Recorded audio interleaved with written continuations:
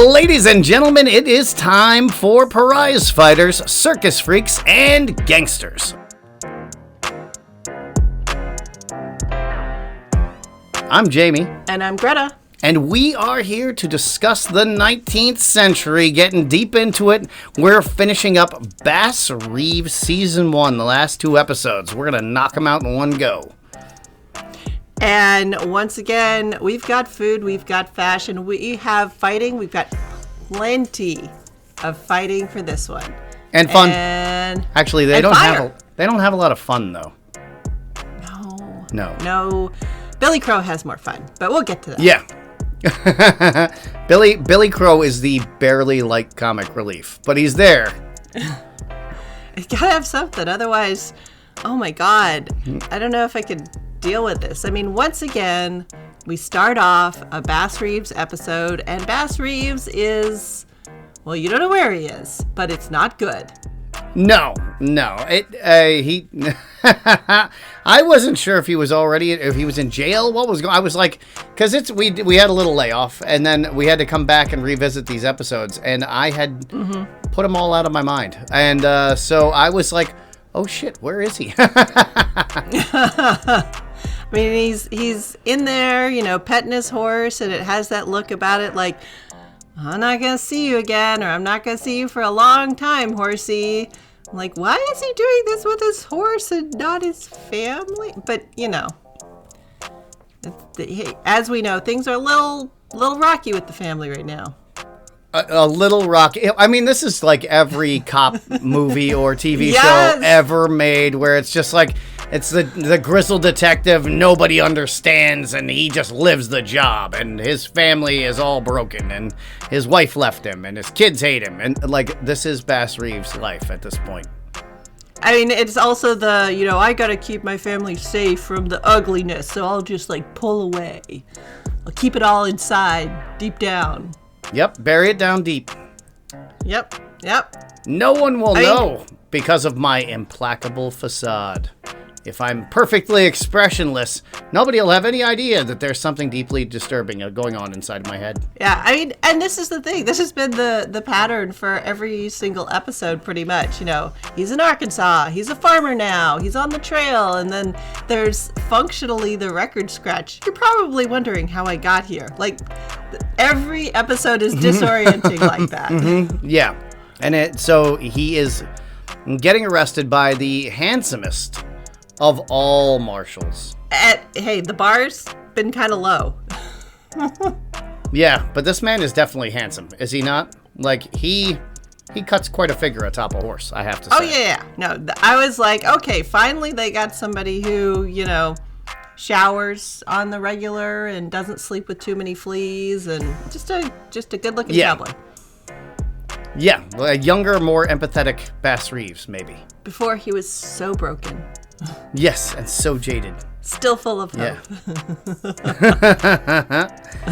Yeah. And so at this point, I'm trying to figure it out, because as much as they do sort of the record scratch and, all right, I bet you're wondering how I got here. They don't tell you. You have to watch the episode to figure it out.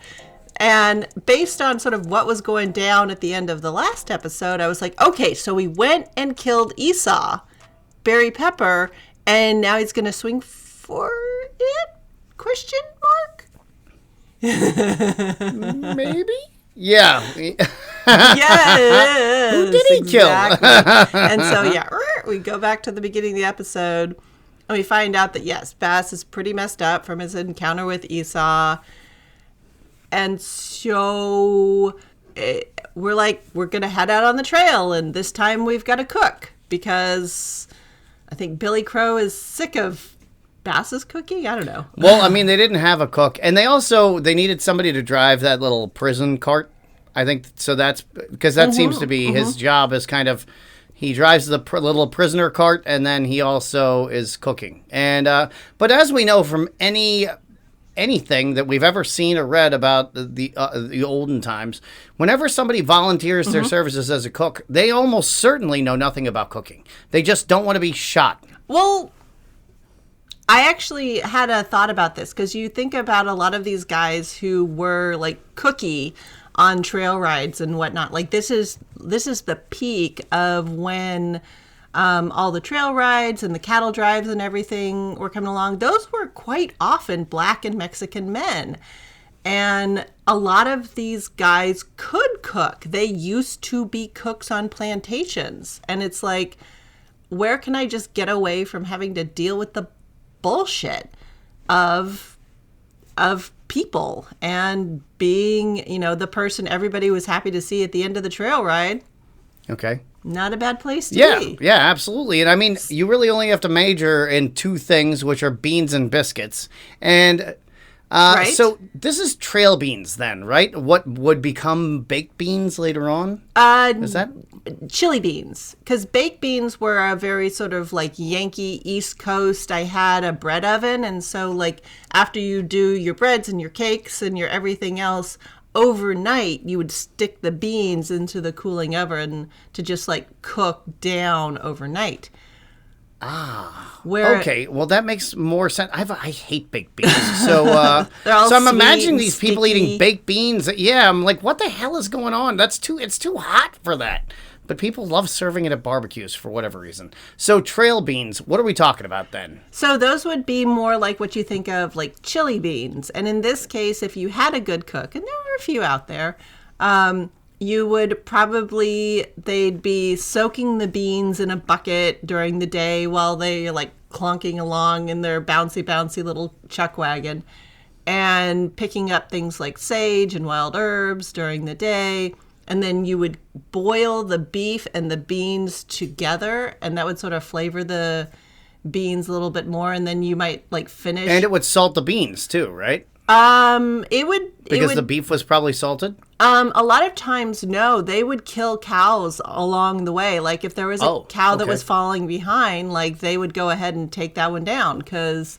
Okay. And also the ranchers kind of expected that a little bit, but it was cheaper to have the cowboys take out a few cows to eat than it was to actually, like buy them food. or I guess to protect the cows from the occasional one getting eaten by hungry people on the trail. Yeah, and if you think about it, like you're out in the middle of like this hot, dry, wind-blown prairie, and so a lot of times they would like cut the strips of beef really, really thin and then hang them, and so they would have like dried beef that they would be making along the way too. Okay, nice, but with no salt. Salt's overrated? I don't know. I've tried unsalted. I did. I was real big on making my own beef jerky, and unsalted beef jerky is just miserable. It's just so sad. It's like this thing could be so amazing, and it's awful. It's awful. Yeah, I mean there are legit people who need to limit their salt, but there's not very many of them. And as long as you drink plenty of fluids, for most of the rest of us, doesn't matter. And once again, it's like, why be miserable about this thing you have to do every single day a couple of times? I ask you. Yeah. Plus, you can eat more potassium, and it'll all balance out for you anyway. So, as much as I hate bananas, you could throw a couple of them in the mix, and then you'd be all set. You hate bananas too? Plantain, I hate bananas. With every fiber of my being. I hate people for a block away for eating a banana because I can smell it. It's the worst. Me too. And like fake banana candy, that's oh my God.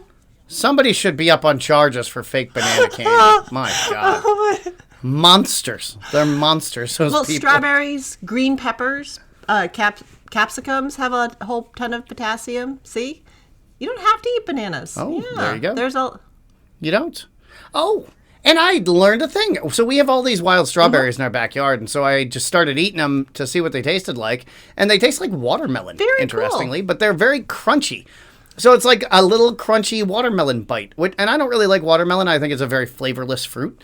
But I love poppy seeds. And it's like eating a little chunk of watermelon covered in poppy seeds. And that's very good. See, no bananas necessary for you. You got the strawberry potassium. You're all set. Exactly. And I don't even have to go to the grocery store for it. I just eat it. I'm sitting in my backyard smoking weed, eating strawberries off the ground. What more could you want? I mean, and that's the thing. Strawberries are actually native to the Americas. They didn't become popular in America, like with like U.S. Americans until like cultivars came back from France. But that's why a lot of Native American traditions have something called the Strawberry Moon. It's because they were celebrating the strawberries. And so, yeah, strawberries are native all up and down the coasts of both of the Americas. So there you go. They're teeny tiny. They're basically the size of a blueberry. Like a small blueberry. Yeah. But they're so tasty. And lots of different tasties. Yeah. Okay. But yes, so we are headed out. Ooh, you know what I just realized? If we're in a Garden of Eden situation, and you happen to have wild strawberries that have ants on them, and you eat them, then you're getting like a lemony flavor involved as well, and that would be really like, you're eating like an old school primate, but that would be fantastic. Formic acid, it gives like a little zing. That's the lemony flavor. Formic acid. Is that that's not what the bombardier beetles shoot out of their butts, is it? No, that's another acid, or I think it's a combination. But yeah, formic acid is named because it comes from ants, and for me is the Latin name for ants. So there you go. Okay, so we get a cook. Maybe he can cook, maybe he can't. But that's not what's important. What's important is we are going to go arrest someone. And they roll up to this house with this kind of haggard-looking black woman sitting there holding, of all things, a big, heavy-looking silver candlestick. Yep, and we all played Clue, so we have a feeling we know what's happened. So she whacked somebody with that thing in the study, and yep. It was her that did it, and Bass Reeves is here to take her off to jail. Yeah. Before we head off to jail, I do want to take a second, and just that house that she's sitting on the porch of is such a classic American design of a house, with that big porch, with that long roof, and then the house oriented the direction it is. It's sort of the house design of that woman who's living up on the mountaintop. And if you drive through the Southeast even today, you can see that house a million times. Like it was being built all the way into like the 1940s and possibly beyond. So to give everybody, when she said the way the house was oriented, houses used to be oriented specifically to catch sun and wind. So you wanted sun in the morning and you wanted a breeze through the house.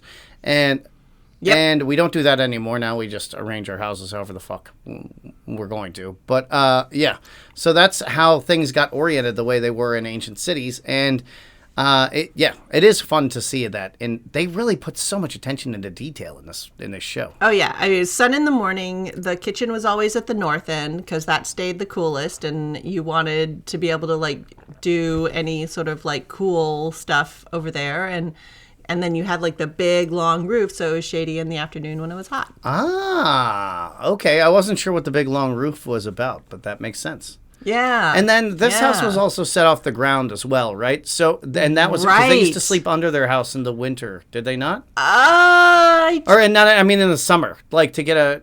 No. When they had cellars, they slept in the cellars. You might sleep in the cellar, but a house like that, you're not digging a cellar. The reason it's up like that helps air circulation underneath, and then it also, you put it up kind of on stilts under there, and so it keeps more of the rodents and critters out as well.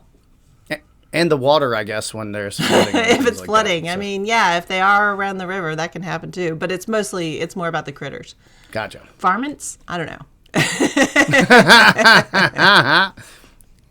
Good old varmints. But yeah, so we're going to take Ms. Moody in for her fate, and she seems to be like the queen of fatalism about it.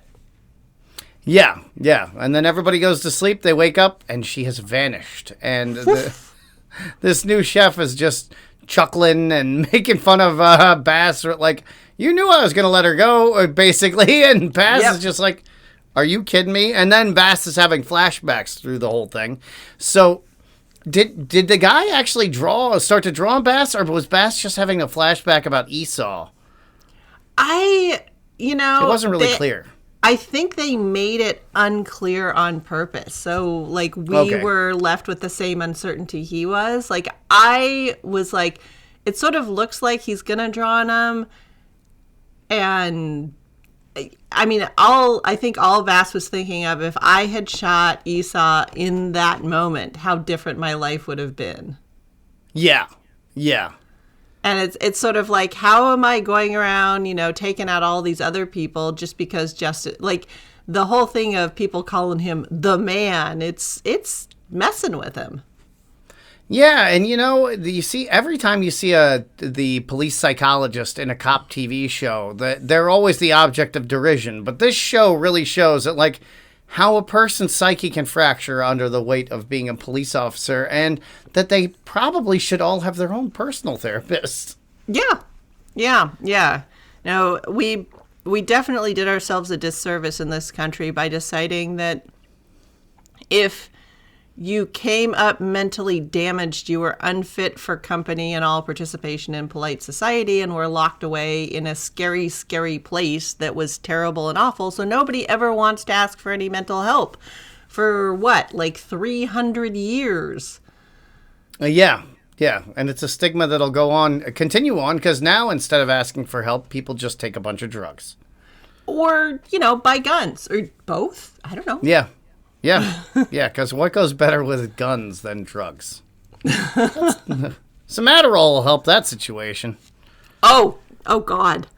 Well, not everybody is completely hopeless. At least Esme decides she's going to ask for help, because you know what? She has figured out that Edwin is no good, and because she's got community with Jenny, she's going to go and say, you know what? I done messed up hooking up with this man. And Jenny's like, I can kind of understand why, but come on. Yeah, and we told you so, but get in here. Get in here. Right, Yeah. and that was such a thing. You think about so many women who are staying in situations, and you're like, oh my God, why don't you leave? And you're like, to where? Unlike Esme, who has a where, which, yay. Yay for Esme. Yeah. And she brought the Eden cart with her, too, which I thought was curious. Well, it makes me think, like, maybe she actually put in the money for that, or Edwin just, like, who knows? Who knows why she got that in the property split?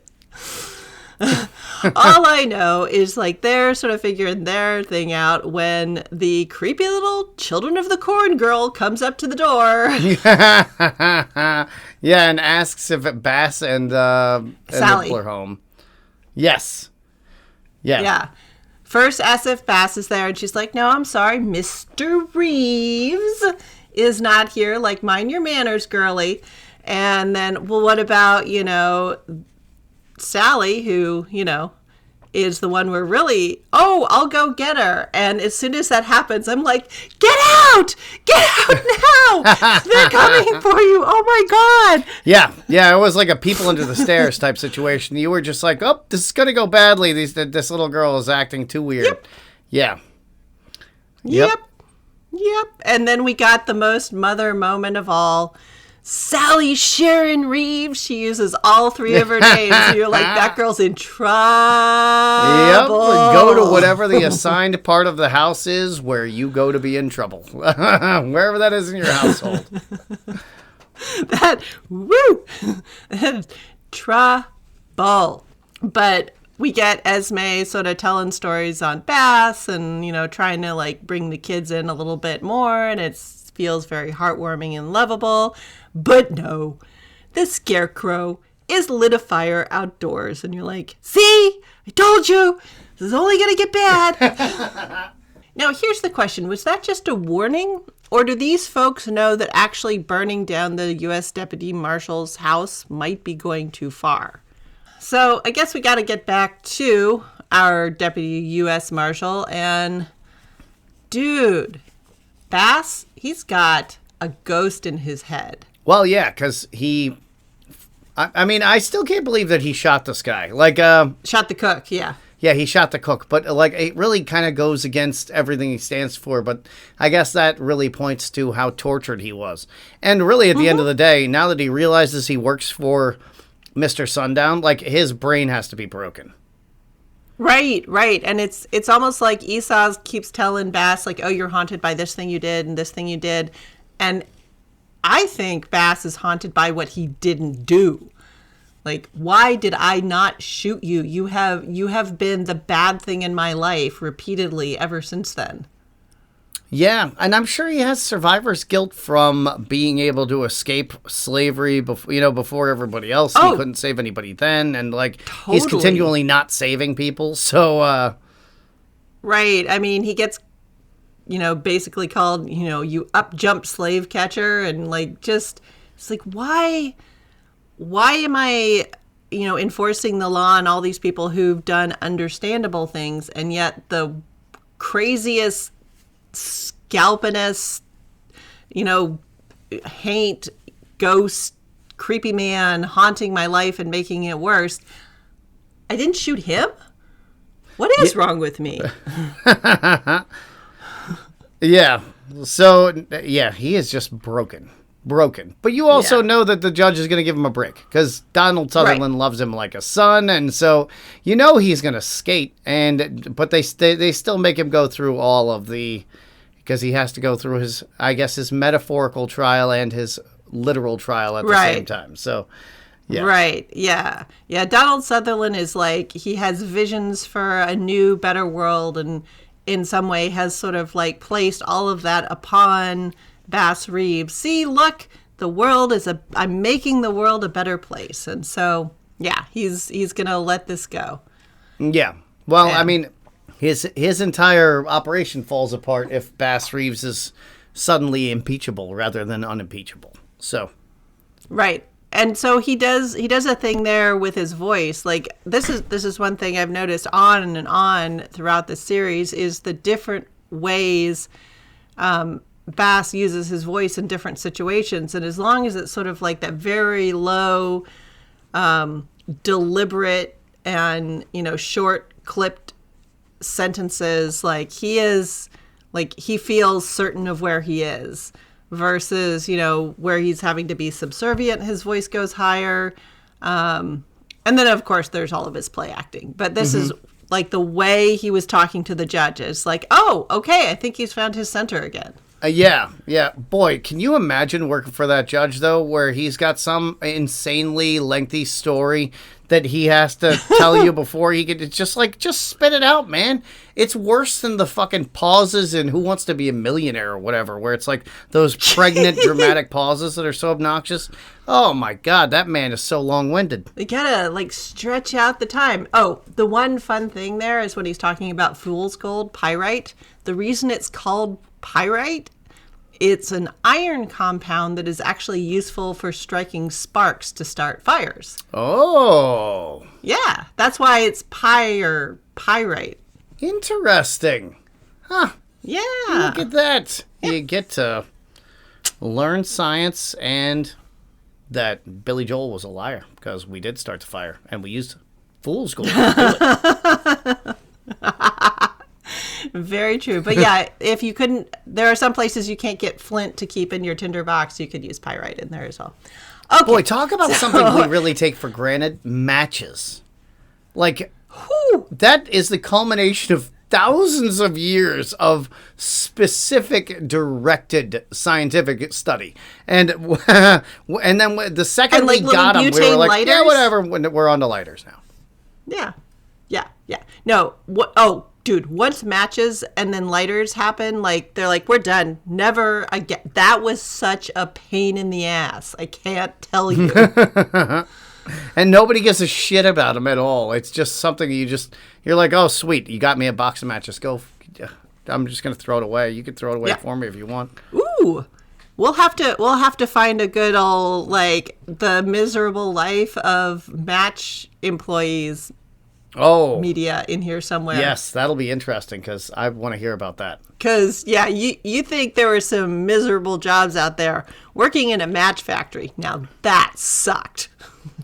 Any kind of factory in the 19th century was a bad John unless it was Hershey. That's true. But I think that was 19th century or 20th century, so. Yeah, because, they figure, I don't know. That might have been late, definitely post Civil War, but was it end of the 19th century or early 20th? Who knows? We'll have to worry about that later. Anyway. Yeah. I'm sure Wikipedia knows, but we're going to look it up some other time. But, I mean, clearly, we're not going to... The answer is no, he did not kill Esau. That's not why he's on trial. He killed the cook who made everything sort of bubble up, and he's going to get off. And so this is where, a lot of people are going to make some decisions. Bass is going to finally go after Esau, and Sally has had enough, and she's going to run away. But not to be a wife. She just doesn't want to be a daughter. I never did the runaway thing. Did you? Not seriously. I went somewhere for a couple of hours because I was living in a place where you could just sort of go off into the woods, and I come home and nobody knew I was gone. So I was like, well, that was a waste of time, and I'm hungry now. Yeah, because we weren't allowed to be in the house until dinner time anyway. You're just like, But that poem that the poem she left on the piano had been inspired by the poem that she had been reciting with Edwin Jones on the porch back in episode 6. And it's actually a fairly famous poem from a free black woman who was working with the abolitionists. Oh. But Frances Harper is her name. And sort of the line that was in there was, I'd shudder and start if I hear the bay of bloodhounds seizing their human prey. Yeah. And so the poem that she leaves on the piano, that's the song that ends, they make it into a song that ends the episode. Oh, interesting. Wow. Really uplifting stuff. Yeah. Really uplifting. Yeah. I mean, that song could have been a deathcore song. Yes. Those lyrics deserve to be growled, not sung. Oh, well, I mean, if you listen to the way that they're sung at the end of the song, he's got a big old gravelly voice going. Well, there you go. So, yeah, that is one of the end of episode songs that's worth going back and listening to. But yeah, so Bass isn't going to get killed by the state. He's decided, he's not going to hang around and just be the man anymore. He's taking the boys and heading south to, good God, hopefully get Esau. This better be a revenge mission for the last episode or I give up. Yeah, and I didn't think he was going to get any kind of official permission for this. So originally I figured it was going to be him going it alone. Just lone wolf rides alone. And I was very glad to see Billy Crow and Cheryl were joining him. Yes, Cheryl Lynn. Yes. Oh, so that is one thing we were wrong about. Cheryl Lynn is not. It's not Randy Quaid. It is. No, it's Dennis Quaid. It is Dennis Quaid, not Randy. I knew it was Dennis Quaid. Okay, earlier on you had said it was Randy Quaid, and I wasn't paying attention. Did I? Yeah. Oh my. Yeah. Well, whoops. Yeah, I had Randy Quaid on the... That man's so crazy, and he keeps popping up in the news weirdly. Yes. But anyway. But Dennis Quaid... Oh, it's because Dennis Quaid popped up in the news sharing the same political views as his ultra-insane brother, and that's how I got the two of them. Ah, okay. Once they become intellectually interchangeable, who cares? When you're spouting the same dipshit conspiracy theories, you're all one and the same to me. There you go. So once again, well, actually, episode 8, it kind of makes sense. We see Bass Reeves riding off into the sunset with his crew, and then we come up at the beginning of the next episode with him and his crew. Mm-hmm. We are ready because it's the final episode, so we need to be ready. They set us right up from the beginning. Right, and other than a very loving examination of the fabrics that Bass Reeves is wearing there, because I was just like, wow. So it wasn't just me. No. It was really, you really caught you saw all the weaves. Yes. That he was wearing. Somehow it reflected the light perfectly or something. I don't know how that happened. I mean, he had the tweed, he had the herringbone, and that shirt that he was wearing was a very plausible 19th century shirt, but it was also a nice one. That was a complex weave that was on that thing. And then the kid, Jacob, who's talking to him, and gets him to say sort of the the line of the episode, that coat he's wearing is a really nice coat. And it's once again emphasizing that, like, hey, these people were making a way for themselves out in the West. They weren't, you know. Yeah, the kid's really well dressed. Right. Yeah. And so then he's like sort of quizzing Bass, and Bass is kind of saying, like, move along, kid, I'm doing a thing here. But he does ask him, he's like, are you a lawman or an outlaw? And he's like, reckon a bit of both. It's a great line. And it's really true about everybody from that era. Right. Well, and some of them now, too. Well, I was thinking in back then it was evildoers who were turned to the side of good, mostly. Whereas now it's not, you know, if you have any kind of criminal record, you can't be a policeman. Now it's just doe-eyed idiots who either turn good or evil as they're a policeman. Right. Or you, if you have a criminal record, you have to get it expunged by your brother, cousin, father, uncle, and then you can join the force and continue with your life of crime.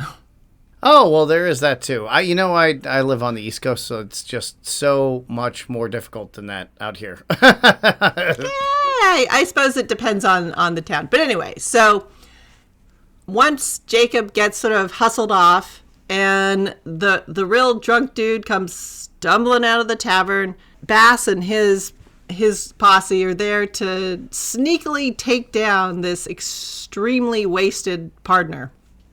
Yeah, and it's a really it looks like a well-orchestrated move where they kind of just gradually fade in around him so that they can grab him all together easily and naturally. Yep. Yeah. And just kind of like whisk him away. And you can tell Billy Crow is not made to be the kind of interrogator Bass and Cheryl are. He's like, no, we could just talk to this guy until he's like, Jesus Christ, shut up, I'll tell you everything. That's how Billy Crow would interrogate people. Well, I mean, the studies are pretty unequivocal that enhanced interrogation does not yield any positive information. Although in television and movies, it is quite the opposite. So they just torture this man until he gives them all the information they want. And then Bass is like, all right, so we're going to make this crippled man, like we've tortured him. And he was threatening to shoot him in the groin when the guy finally gave up the information. And so he didn't shoot him, but he was like, all right, so this man's all beaten up. We took his shoes. We're going to leave him without a horse. We'll give him the opportunity to try to walk back to civilization to get help. And Cheryl Lynn is not having that. So he just goes in. That definitely goes against his code for sure. Because it's sort of like Bass is reading this through like, well, you know, I was a tough guy and managed to like return to society and become a better man through my rebirth trials. But Cheryl's like, that's not how it's going to work with this guy. We're just putting a lingering death on him. Yeah. Well, and also, if my studies of the 19th century have told me anything, it's that people who spend a lot of time alone, like starving in the wild, they don't come back better for having done so. No, that doesn't tend to. No, it does not enhance your mental health. It is an interesting. Yeah, and so I was sort of sitting there thinking about that as a modern 21st century person. It kind of seems worse that Cheryl shot him, but if you sort of think about it in 19th century terms and what this guy's up against, and starving in the wild and this lingering death, is it really? I mean, both are pretty bad outcomes, but I don't think subjecting this guy to injury and starvation before the wolves finally get him is the better thing. No, I mean, they're really showing him the kind of mercy that you show a horse that breaks its leg, and because I still don't understand how the hell like a horse can't fix it, so like how a leg doesn't heal. But we're not here to discuss equine leg breaks. No, but like, so if they. Horses are weird. Let's just go with that. They have weird physiology, just period. So I mean, he was doing that because otherwise this guy is just going to be like one of those horses who their leg just won't heal no matter what science tries to throw at it. So Yeah, so he was just going to die in the desert anyway, and they prevented him from having to do that. I probably would have taken the bullet personally. Yeah, I mean, it is another thing where, like, they don't explain it, and they just sort of leave it to you to puzzle out, like this thing has mostly done for a lot of these conundrums along the way. And, yeah, I think that's what makes the show more interesting to me, but I think it frustrates other people about the show, is that they will not give you a definitive answer on a lot of these things. Reddit must be in a tizzy over that Progressive commercial where they're all talking about how they don't have an established hierarchy. Oh my God. Like, Reddit's just aflame with, how do they not have a hierarchy? Explain it to us! Oh, that's wild. crazy. Yeah, but Gerald Lynn does not follow orders. He plays by his own rules. He's a wild card. Yes. And Bass is like, yeah, this is why you get kicked off the squad, man. You just won't follow rules. You won't follow orders. And yeah, but we're in the middle of the thing here, so we're going to keep going.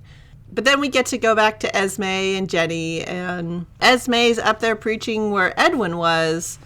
Whereas Edwin's saying, give me money and we'll go out there and, like, build something in a fuzzy way. I don't know. It's all a big dream. And Esme's like, dream shmeem. We've got things pretty good here. Why don't we just make it better here? How about that? Yeah. And they had a really interesting... Did you notice that she discussed Detroit? Mm-hmm. And she said, we don't need to do Detroit.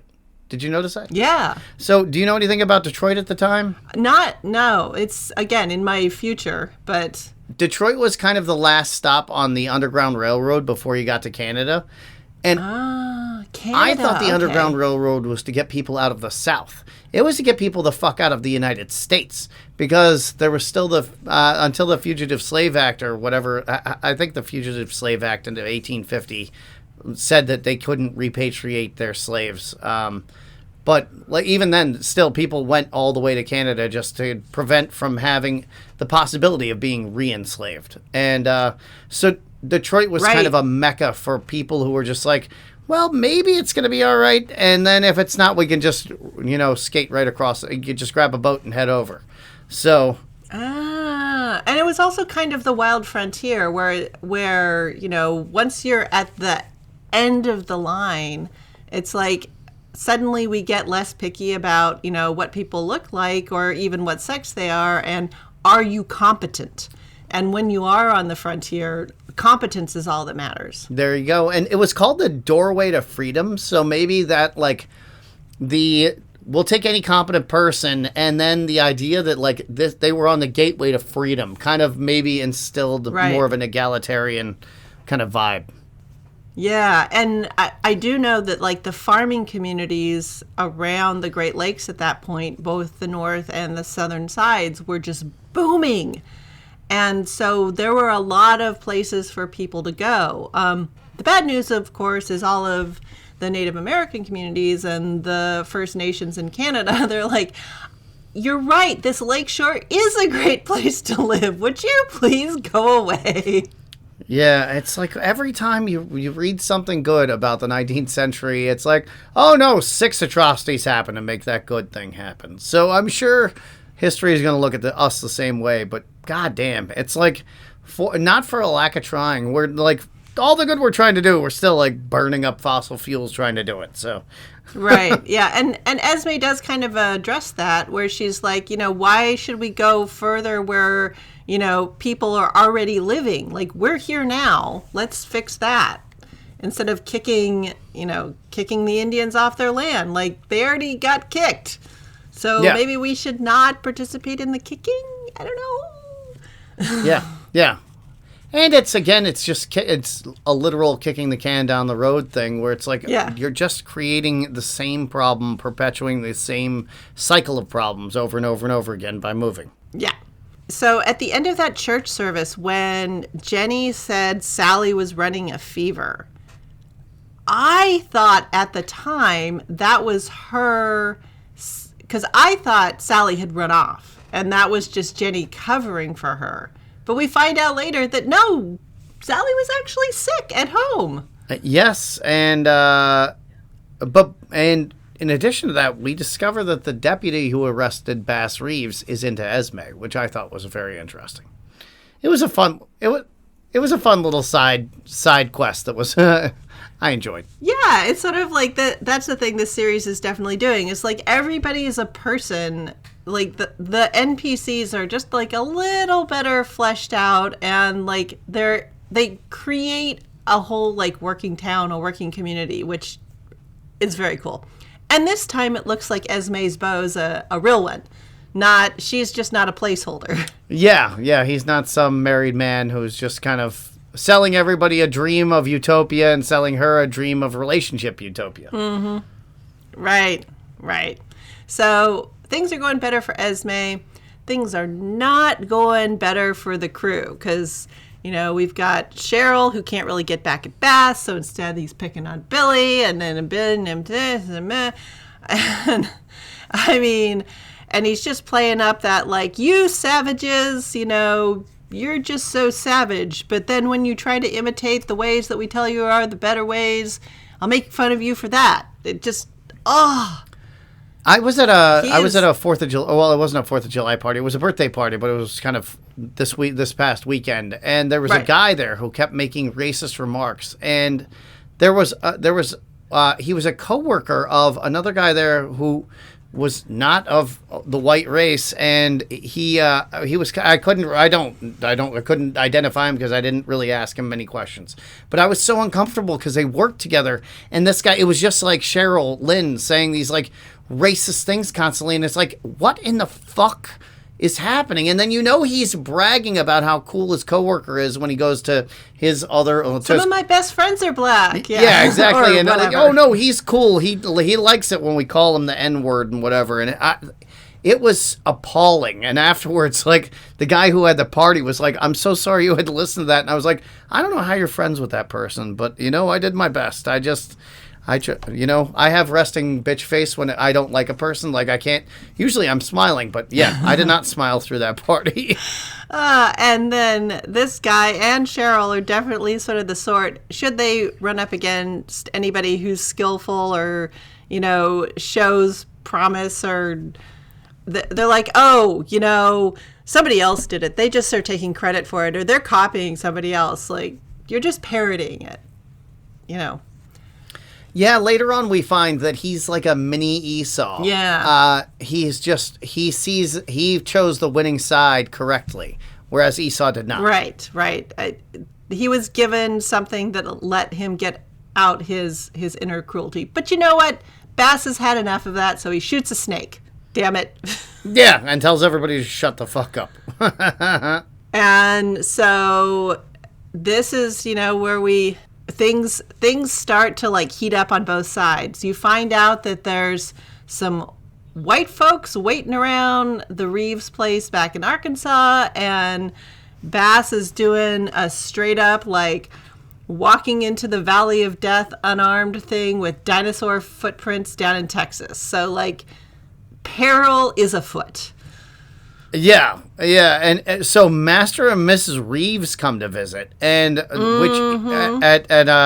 so at home they're dealing with that, and then Bass is walking into Esau's ranch, which is clearly like Death Valley with 2 armed guards at the front, and there's so much awkward, uncomfortable, tough guy posturing where everybody's trying to like show that they're not scared, even though everybody's got piss running down their legs because it's 3 hateful men who are pointing guns at each other. Oh, yeah, and I mean, seeing the thugs outside of like the big guy's place, that was such a callback to the Tong setup and just every sort of gangster hideout set up back in Warrior. And I was like, yeah, there is definitely that thing where you just have these guys who would rather be thugging for somebody else than having to try to figure out everything. So they don't even care what their team is doing. It's like, do I have 3 hots and a cot? That's all I care. I don't care. Do I get to point a gun at people? I don't care about anything else. The bar is low for these people. Yes. And that scene was so kind of accurate in the way it was portrayed and shot that I started to get the same kind of like quick, the anxious reaction you get when you're in one of those situations. And I just knew like how exhausted all three of those guys would be after that experience, just from that verbal confrontation. You'd be tired for the rest of the day. But now Bass has to go and fucking see Esau, who's now running a slave plantation again with all of these people that have been picked up on crimes that were going to get killed for capital punishment. He's now populated an entire evil slave plantation with these poor dead men. Yes, and I mean, and so every like little needling comment he said before, like, "Oh yeah, you should come down to my plantation. You'll be real familiar with how things work down there and stuff like that." Like all of that is coming true. Yeah, you'll fit right in. Yeah, and it was kind of interesting that they were, harvesting hay, because back in the day, hay was literally what drove horsepower. Like, that was like, you look at hay crops the way we look at barrels of oil now. Oh, really? Yeah. And it's sort of like an understudied thing, but in my looking at sort of the pre-automotive age, the pre-coal and gasoline age, you'd sort of like look at how much hay that was being grown to power all the horses that were horsing around in America. So hay is just a wild grass, I guess, that's been cultivated for feed? Yeah, because it's the straw itself isn't particularly nutritive, but the grass head is sort of like wheat. It's got, a lot of carbohydrates, a little bit of fats, some vitamins, some protein, and just it's like a good proportion. The horses have evolved to eat of that. So if you cool. Yeah, and so a lot of horse feed like has to proportion around that. Otherwise, the horse's guts don't work. Because the only ones that can eat grass are the Mongolian ponies, right? Horses don't typically eat grass, or can they eat grass? Like in the spring, like when grass is fresh. Oh, totally, yeah. Oh, okay. I thought maybe that was just not for them. Yeah, they can definitely eat too much fresh grass, and then that's when they founder. But one of the what is foundering? Many of the ways, they get sort of like a whole digestive bloat problem, and horses can't barf. So if they get like this gas buildup, it can be really, really destructive. Horses are weird. Wow. Wow. I had no idea. Yeah. Yeah. Horses are fragile, giant beings. I think somebody pointed out that they're always either concentrated on fornication or self-destruction. Those are the two modes of horse kind. They're like my friend his dad had a series of Jaguars back in the day, the car, and back in the day those cars were notoriously unreliable. And I feel like that's kind of how that's kind of a nice metaphor. Those horses and Jaguars kind of go together in the same category of unreliable, finicky, yet beautiful to look at. Yes. I mean, the sort of like smaller kind of pony-ish horses, not ponies, I realize they're kind of different, but just sort of like the Mustangs and everything were regarded because they were sort of the Toyota Corollas of the world and would just work out. But like once you get into like these thoroughbreds and hot bloods and purebred horses, that's when they start to become a bigger problem. I would be over there with that donkey. Singing the song. Hey, let me ride that donkey, because I don't have time for that. So after the extremely stressful, like, walk into the plantation, we switch scenes, and then we go back to the Reeves household in Arkansas. And is it going to be better? No, it's not. Is it worse? Not sure. But it's definitely not better, because we get the most Karen-y Karen of all Karens. Boy, I can't think of a person that I like. That would be so horrific to have a person who owned you previously just show up unannounced at your house and act like you guys should be friendly to each other. Right. And also just be truly oblivious, like actively, aggressively oblivious as to like, why? What's your why have things changed? And the backstory here that they give between Rachel, which is Karen's actual name, Mistress Reeves, and Jenny and Esme, I think is great. Because you find out that Jenny is very pregnant with Sally. Her water breaks while she's serving them breakfast. And she's like, well, I've made a mess. I got to go deal. And they're like, no. Finish serving us breakfast first. What do you think you're doing? Yeah, and clean up your mess. But first, finish serving us breakfast. Yeah. God, the whole thing is just so crazy. And so Bass has explained that it wasn't his original master was a decent guy, but his son was a real piece of shit, and his wife's an even worse piece of shit. And so when these two sociopaths show up, they know the whole thing's gone wrong. And this woman starts explaining, she's hinting at the fact things are going to go back to the way they were. Yeah. And so I did some looking up about this because I didn't know. I knew that I've really tried to limit my knowledge in that region because it makes me irritated. But the Jim Crow laws came out of something called the Black Codes, which were something that southern state legislatures passed to force freed black people to work on plantations. So do you know about this? Oh, boy, yeah.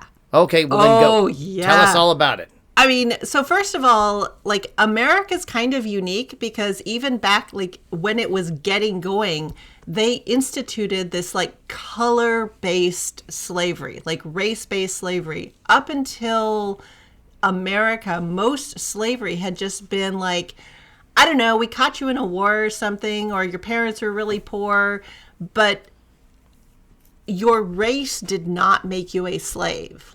Other crappy things that happened to you might have, but just because your skin was a particular color, that did not make you a slave. And so America was pretty unique about that. The system was really similar in a lot of ways to Russian serfdom, except that, again, it wasn't race-based. So that was all I had to contribute. Right. Yeah. And so, with Russian serfdom, it's or villanage in Europe, it's if you're born into this class, you're stuck there and there's nothing you can do. And then they went, so they definitely had if your parents are a slave, then you're a slave automatically. But they're well, okay, we tried to separate so we could keep our slaves and that didn't work. So we will come up with sort of all sorts of race-based laws to make it so even though you're not technically a slave, you are definitely not a free individual person. No. We will still own you in a different way. Holy shit. So I had learned about peonage, which I knew about somewhat, and about penal servitude. But what I didn't really understand was, so back then they had these laws that you would be incarcerated for a year for a ton of different crimes. Oh, yeah. All of which were being black. If you were not already working for a person on a plantation, you had to sign a contract to go work for a person on a plantation, or you would be subject to fine, arrest, and imprisonment on a plantation. Right. So vagrancy was a crime that they could throw you in jail for, but you're okay, well then I'll go get a job, but you pretty much couldn't own property, so you couldn't own a farm, or you couldn't own a factory, or you couldn't own a store. So then you basically had to work for somebody else, and then they could come up with all sorts of reasons to throw you into the penal system. You were late on this payment. You were short on this payment. We thought you stole something. There's all these ways to get you incarcerated. And then once you're in the penal system, the state is making money by renting you out to other people. Right. And then so because these weren't fenced in enclosures or anything like that, they developed the people that we talked about before, these slave hunters these people were now becoming policemen, and they were just riding around, rounding up anybody who was black and taking them back to whatever plantation they were supposed to be in. So it was very difficult to get out of the situation you were in, because they put in this show bear traps in the woods, and they had armed crazy white people with hoods and pitchforks and torches roaming the woods. I mean, it's just insane to think about. It's a literal hell. They created hell on Earth. And then sort of like, Mr. Reeves off politicking at the Capitol, they'd say, oh, no, it's not slavery. All they have to do is follow the law and they'll be fine. And so it's like, okay, you get arrested for being late to your job or whatever. And so now you're in the chain gang and like, oh, you sassed a prison guard. We're tacking on 3 more years to your sentence. And so it was perpetual. And there was no way out. Yeah, because you couldn't own land. You couldn't even rent land. So there was genuinely no way for them to improve their situation at all. And this continued until 1965. And so the Equal Rights Law was passed in 1964, but the federal government didn't have a method by which to enforce it until 65, which is when they just took guns into the South and were like, you guys are going to integrate or we're going to start shooting people. Yeah, basically. And there was definitely that contingent, which somehow manages to live on. Go ahead and shoot me.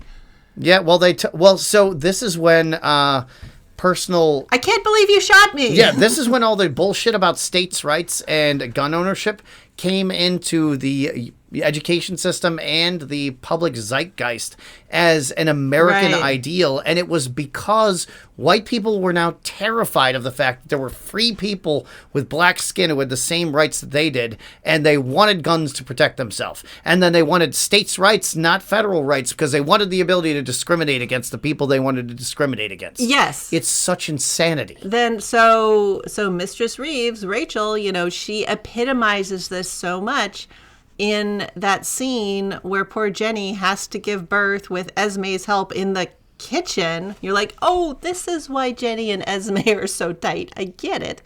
And so she's talking about Sally and she's like, I was the first person to hold her. She snatches this baby away from a mom who has just delivered her without saying a fucking word. Nope. And then has the audacity to say, well, feel free to rest up for the rest of the day and we'll have you back at work on in the morning. Because we can't have you away even for one day.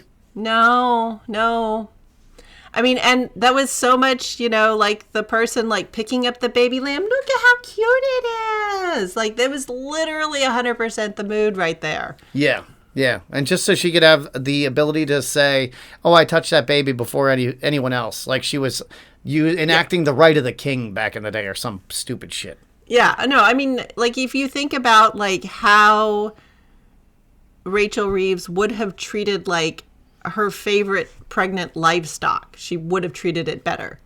Probably. Well, certainly. You would hope, at least. It's just crazy that this is real life. It's wild. But yeah, so she rolls up and she's just like, she's doing the, I'm helping. Why are people so ungrateful about the way I'm helping them?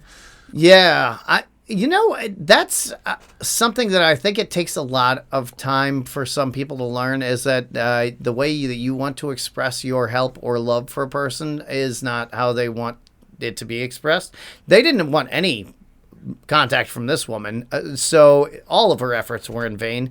But she certainly was useful. She did tip them off like, hey, we're changing the laws to force you guys back into our household, so maybe you want to fuck off. Yeah. So fun fact, do you know who this actress is? I do not. This is Jessica Oyelowo. This is David Oyelowo's wife, and they've been married since 98. Oh, wow. Yeah, so the reason she is probably that she's so good at doing this thing is she has seen it 1,000,000 times at her husband. Yeah, because interracial relationships in the 90s were not looked on the way they are now. Granted, they were in Britain, and so it's like a little less crazed, but as we can see what's happened to Meghan Markle, there's plenty of racism to go around in the British Empire. Yeah. The only other interracial couple I could think of in the 90s was Seal and Iman or whoever Heidi that Klum. was. Okay, yeah. Yeah, I mean, that's it. 2 relationships, apparently. I mean, there might have been 3, but it was very rare. And no. And not especially anything that was publicized for sure. It was so a scandal when Carmen Electra fucked Shaq. Remember that? And all those basketball players. People, and Madonna, people lost their minds over that. And it was just racism. Oh, yeah. Oh, totally. So yeah, things are bad back at the Reeves homestead, but don't worry, they're going to get a lot worse over at Esau's place than Texas. Because yeah, that's where we get to see the foxes hung up, and it's like, yeah, we're going to make your life hell if you trying to get here. And so, you know, they just sort of drop Bass off at the door, and he gets to wander through that like palace of a creepy house. Yeah, it's got the dinosaur skull at the entrance, which was very cool, and then he has mounted heads everywhere to just prove, like, I'm a super hunter. And, yeah, it was quite something. When he gets to the grift, I thought it was really interesting, because I wasn't real clear on what the hell, like, a plantation doesn't seem like any kind of fun. Like, there's got to be a better way to earn a living. But the way that he is earning his living is to take all these walking dead men, quote unquote, and put them on this plantation and have them work to raise cattle, and then he sells the beef to people on the East Coast, which is, it makes sense, I guess. But again, if you have a happy, healthy workforce, they're going to produce more product, which is just common sense. It just doesn't make any fucking sense. Yeah, but then I'd have to pay them. I mean, he does tell us Esau, why, though. It's because he feels inferior. So he has to be endlessly cruel because he feels inferior to Bass Reeves. Yeah, all of this is about having power over other people. Like, that's the point of the whole exercise for him. Yeah, and not being on the receiving end of, like, he wants to be in the position of ultimate power so that he's untouchable by anyone. Right. And he wants to have power over all these people, but he doesn't want to have any relationships with people. Like, his only way that he wants to relate to people is, I'm standing atop you and kicking you in the face. Well, I like that too. He said he had a realization that there's nothing that separates him from the, like, other races in terms of, like, skill and things like that. And then he goes on to say, like, and in fact, you guys are superior in many regards, so I have to do this. Like, you guys are making me do this because otherwise I can't maintain my position on top. Now I have to be this brutal fucking psychopath because Bass Reeves, you scare the shit out of me, sir. Yes. But he's always proving, like, how not scared he is by, for example, when he's like, well, you know, you went to all this trouble to come down here, so how about I pay you double what you missing? And so he gets this big fucking stack of $100 bills out of his safe and just peels one off. And I was like, wow, this guy is just, he has to needle everyone all the time. Yeah. And like every bad guy in every movie who's ever taken the time to explain his plan to and flex on somebody, he's going to lose all that money and his life. Yeah. And so we get the, like, let's roll out the whole Mr. Sundown extravaganza experience. Come back and have some steak in my dining room. Yeah, I got the best steak in the world. And then he has But yes, it is the convict that he brought down across the Red River. Yeah, that was then reported as dead rather than alive, and it really pissed off Bass Reeves that this, because we thought he had just shot the guy and carried on with his life and returned in his boots. No.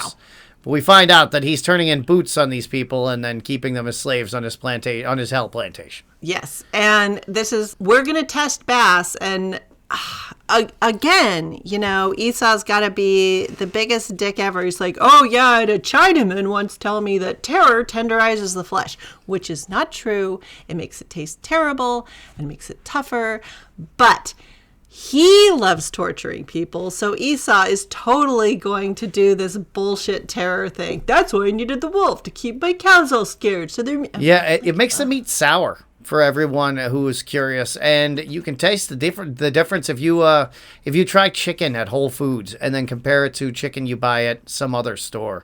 It's very apparent. Like, the chicken is much more succulent, and it has, like, all the regular store-bought chicken will have a very sour flavor by comparison. Yeah. I mean, he's like utilitarians now. I will come up with a reason that, no, actually I'm helping you by doing just what I want to do. Like he would be a utilitarian now. I just like hurting things. Yeah. Yeah. So he's torturing this guy for no apparent reason, who Bass had brought in. Apparently, just I was going to say Bass, the reason was to dick around with Bass some more. Yeah. Poke the bear. Poke the bear again, Esau. But then, like in every spy movie, Bass takes off his hat and then a sniper starts blowing people's heads off. So Billy Crow has learned how to shoot, and he is shooting.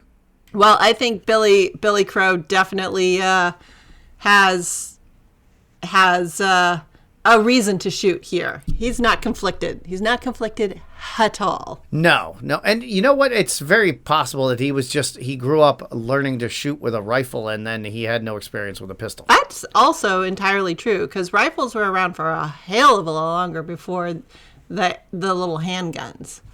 Yeah, and you would never hunt with a handgun or anything like that, so it wouldn't be something that he would... It seems like something that the skills would transfer, but they're two very different things. Oh, yeah. And just think about the way you hold a rifle versus the way you hold a handgun. I mean, just even aiming it's a whole different thing. Yep. Yeah. And yeah. But Billy Crow saves the day, starts blowing off people's heads. There's a little bit of a ruckus, and then Esau chases him down. Yes. And we get to the chained wolf and just the whole thing. Wolf that he had on a chain at the beginning, and he seemed to just be torturing it. We're left the entire time with this wolf, because even at the end when he shoots Esau, now he sees the wolf's behind him, and it's like, oh shit, was that his dog? What the fuck? Yeah. I mean, and then we go into full gunfight, and as sort of like a TV climactic gunfight, this one was pretty fun. It moved around a lot. You got a lot of different characters. The whole thing where Bass is going through the barn and he hooks the lantern over the barrel of the gun. I'm like, okay, I get that, but that's insane. Yeah. Put a bunch of boiling oil, or a bunch of oil, flammable oil, underneath the barrel of a gun. Yeah, it makes perfect sense. And then when he starts getting shot at and he manages to like reflexively reach down and turn off the lantern instead of just dropping it and setting the whole barn alight, I was like, they broke the cliche.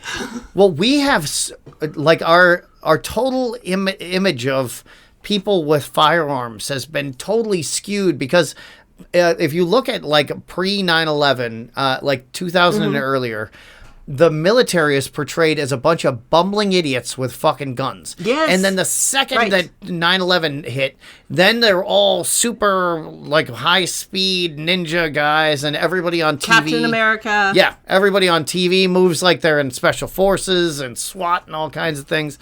And it's like, that's not the reality. The reality is people with guns are just the same fucking dickhead who can't park his car online at the grocery store. That fucking shithead, except now he's stressed out and has a way to kill you with it. That's so however he'd react, which is like you said, he'd probably burn a bunch of shit down, possibly die in the conflagration. Conflagration. You got there. That's one of those words. I got there finally. Tripping on my tongue. But yeah, like in every other TV show movie, when that would have happened, he would have dropped the lantern and it would have just gone poof.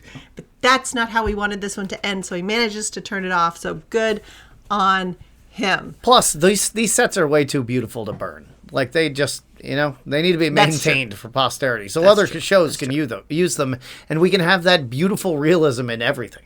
There you go. Yeah. So we get back to Cheryl and Billy Crow, and Cheryl has stepped in one of those bear traps, and I just can't even imagine what it has done to his leg. Like, I'm just like, ugh! Yeah, I'm just like, fucking good. And he's looking at this guy that he's been calling a savage and an Indian and like that. And it's like, oh shit, this is the guy I have left to save me. I should have been nicer in life. He doesn't stick with that for very long. But, no, he does, live up to his principles. He's like, no, there is no PT rehab artificial limb going on here. No, I'm going to die of an infection. So let's get this over with. I will give him credit for that, for like taking the same way out. Yeah, well, and he did say, he's like, I'm a piece of shit. I'm wrong about most things, but I'm right about this. You'll be a good police officer, Billy Crow. Here's my star. And I didn't know that was a real thing. Like, and then people would just show up and be like, no, this guy gave me this, so it's I'm a cop. Give me money. I don't know, but yeah. So he's like, go save Bass. And yeah, we are at the point where, we are finally getting down to the confrontation of the whole series. And we've got Bass. We've got Esau. We're going to do this again. I was like, oh, please close this circle. You were, I was just like, well, we know that Bass is going to be like Dark Brandon Yoda style on him before he kills him. He's going to say some intellectual thing, but it's going to be dark and maybe sound like it was written by Quentin Tarantino. It's true. And that's when Esau breaks out with the, semi-satanic, legend is yours, Bass Reeves. And like, poof. Okay. It's a little early. Aleister Crowley hadn't really hit the scene yet. That's true. But yeah. He shoots Esau, and that's that. And then no white guy saves the slaves on the plantation. I realized that I was getting shades of Devil's Rejects, which I don't know if you've ever seen. The Rob Zombie film? Mm-mm. No. Well, there's a very famous line in that where, and one of the bad guys in it actually looks like Esau, and at one point he goes, "I am the devil, and I am here to do the devil's work." And it's like basically what Esau said right before. He's like, nah, you're dead. Yeah. Nah, I mean, this whole time Esau had been trying to pull the thing like, see, we're not so different, you and I do evil, you do evil. And Bass is just like, you shot a kid. Like, you have been this cruel motherfucker. Wait a second. We are not the same.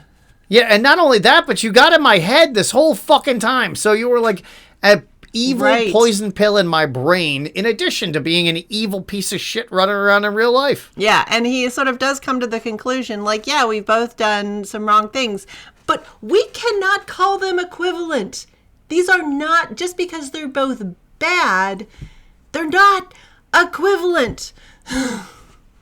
Yeah.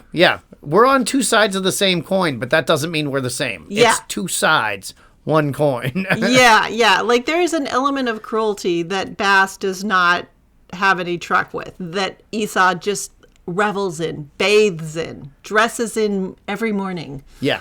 He goes right past the acceptable Mission Impossible level of torture. Yeah. It is very strange that we have a socially acceptable level of torture. Well, that's people, though. We might need to move away from that. Yeah, I would appreciate that, but I'm just saying the level for Americans, I think, is higher because we're just kind of brutalized by casual violence on the regular, but all societies do have some level of torture they're like, he deserved it. Yeah. But yeah, getting to see not having the white guy stride in and save the black folks, I was like, that was refreshing. Thank you. And so Billy Crow and Bass Reeves take this whole thing into their own hands. And yes, do clean out the safe, because God damn it, that had better happen. Yeah.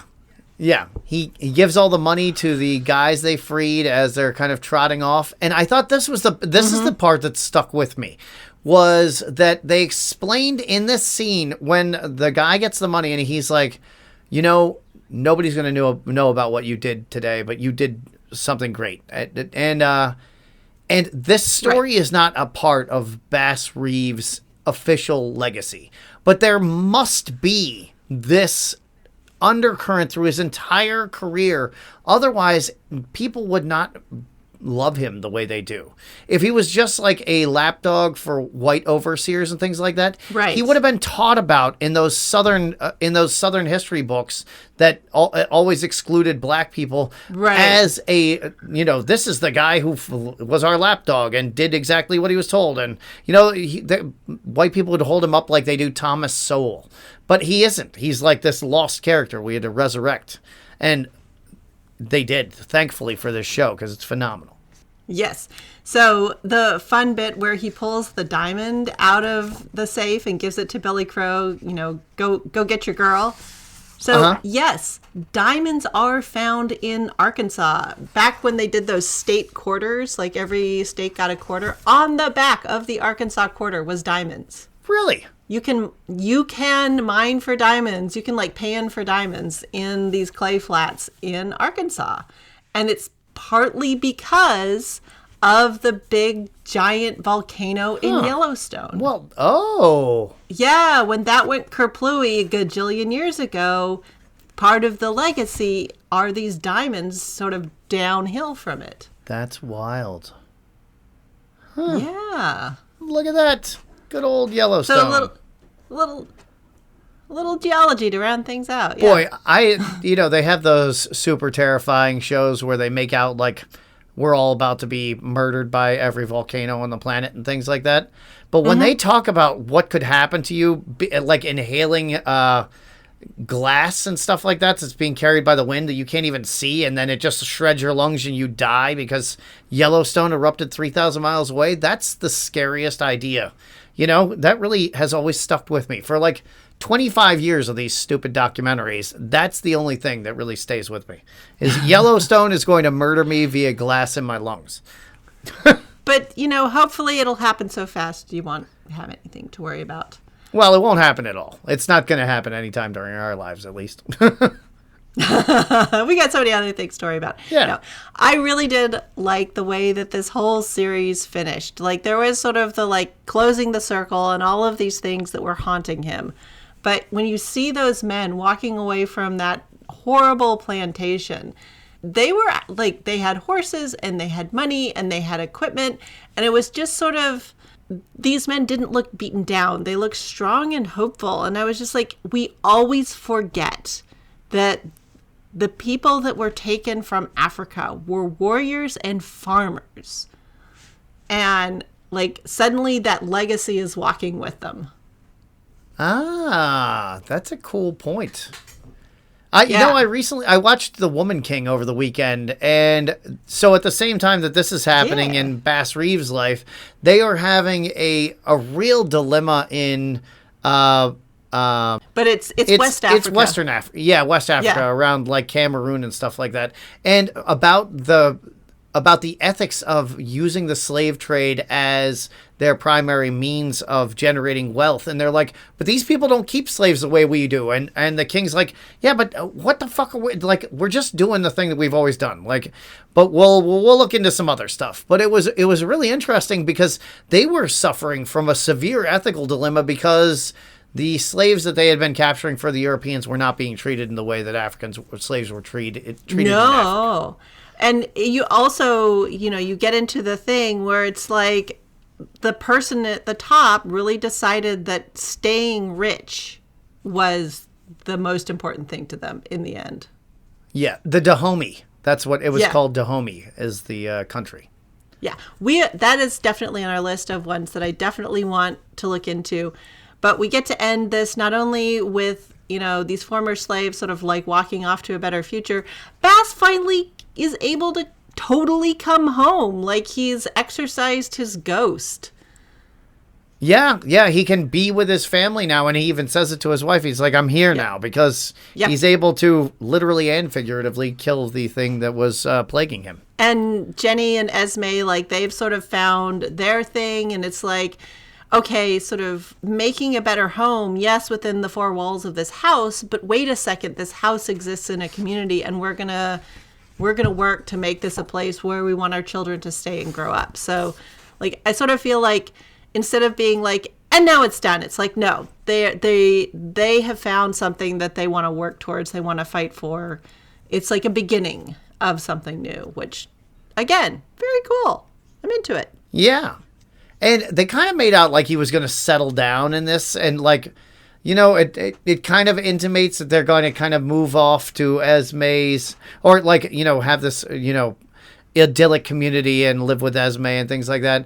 And it turns out that he was only a local cop for 2 years right before he died. And he died at the age of 71, which for a person born as a slave in 1838 to live to 71 is like, I don't know, like living to 140 now for an average person. It's just shocking.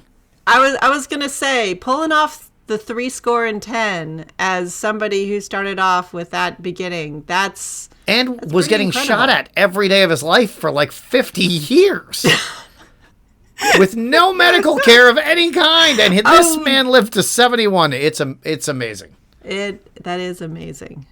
That is amazing. Well, no, that was truly a surprisingly enjoyable series. And some of the bad press it had gotten, I'm like, I understand why it did, because they will not explain stuff to you. You have to pay attention and you have to watch. And like it feels like it's not as fast paced, but it really is if you are paying attention. A lot is going on, and they make the countryside a character in the show too. Yeah, I mean, even down to like showing the changing seasons through the different foliage that's blooming. They did the same thing in Shogun, and it's just such a beautiful visual effect. Yeah, and the fact that like all of the main characters that you have the chance to learn the name of, like, they actually have lives too. It's not just that there's one character and then you sort of have this constellation of planets floating around. Like, a lot of the characters have a complete story of some sort. Like, you get to learn a lot more about it. And then the sort of the stereotypical balance of, oh, well, you've got to have a white character somewhere as the center of all of this. It's not there. And it's such a nice chance to have a whole new way of looking at the world. And it's so natural, because that's the way you know people in your real life, is you kind of know them like those fish that jump out of the water as they're swimming. And like, so you just get these little like, well, I saw them that day and I saw them that day. And you pick up little snippets about their lives through these like little random bits that might not seem important at the time, but become important in hindsight. And that's exactly how they build the stories of these people in this show. Yes. Yeah. So that was a fun one to watch. I am definitely going to recommend it to people.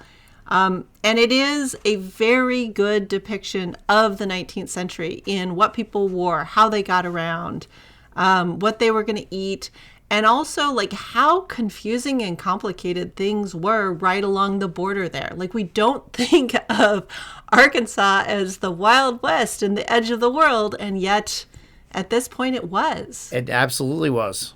Absolutely.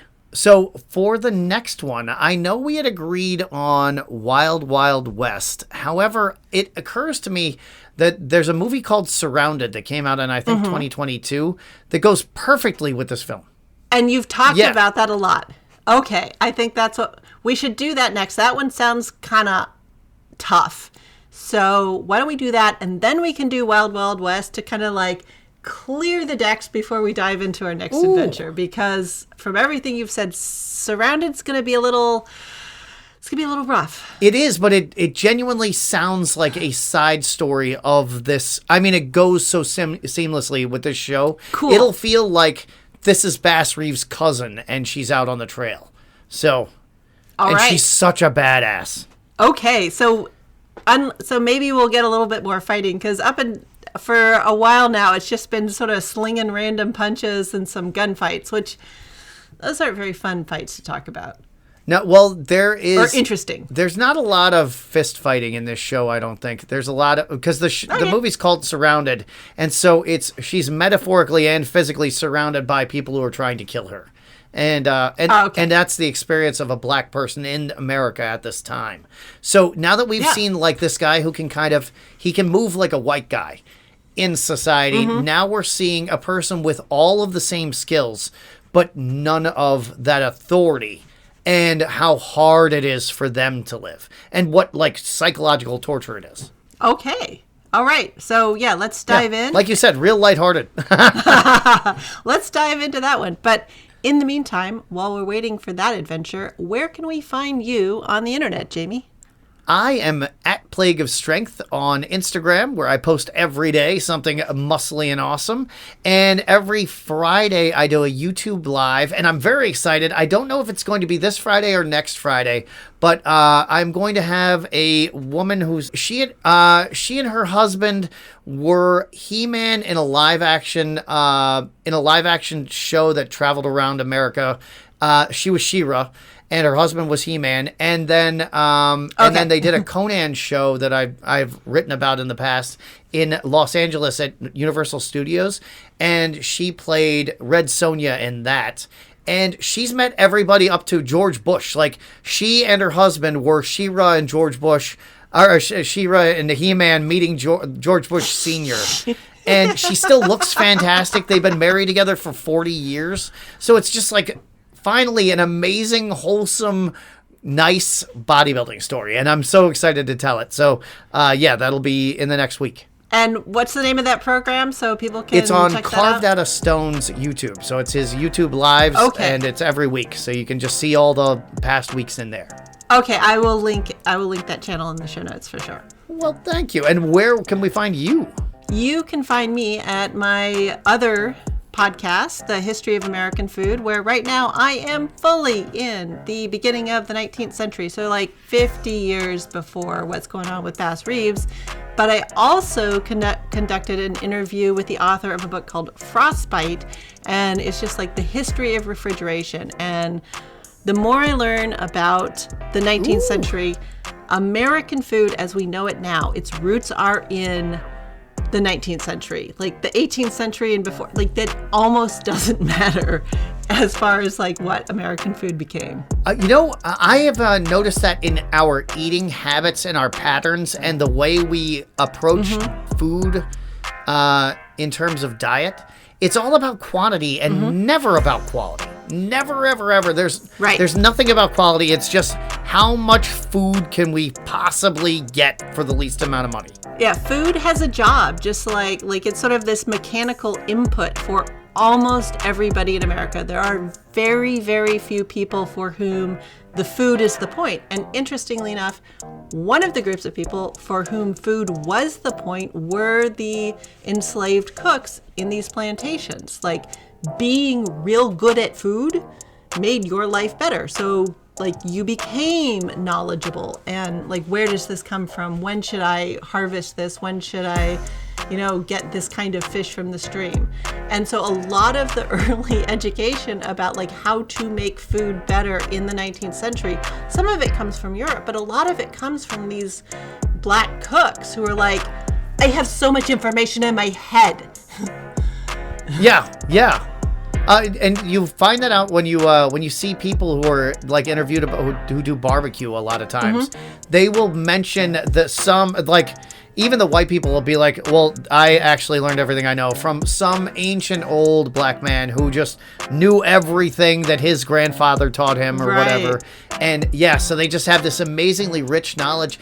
But I think that the reason for that is that scarcity forces you to make the very most out of every bite of your food. So you're actually savoring each bite of the thing that you're eating rather than eating it as fast as you possibly can and then commenting on it afterwards, which is basically how we do it as Americans. Yeah.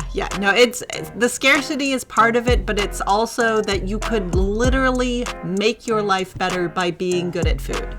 And so those two things together.